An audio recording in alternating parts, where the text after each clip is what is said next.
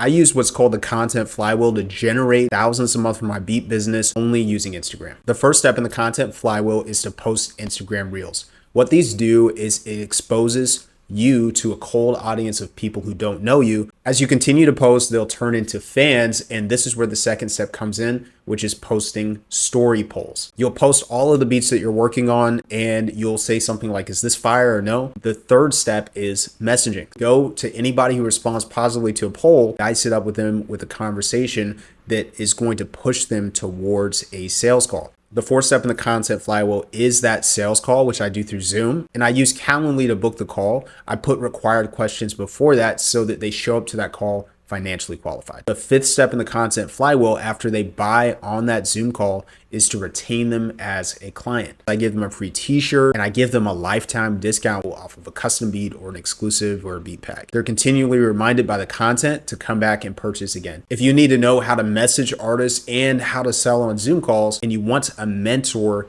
to help you to do that, then DM me the word strategy and we can hop on a strategy call for free and see if my program would benefit you.